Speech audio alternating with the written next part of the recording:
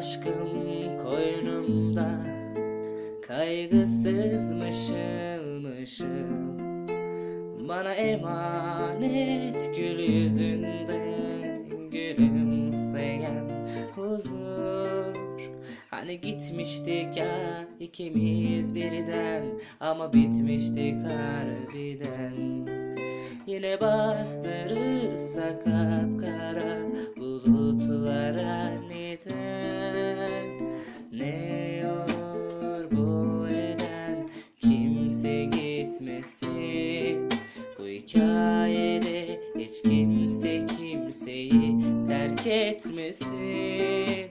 Mutlu son olmasın, mutlu sonsuz olsun.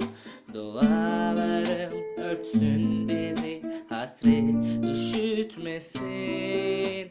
Ah ölüm yalan, ayrılık aman. Eğer incitirse bedelini ödesin bu adam.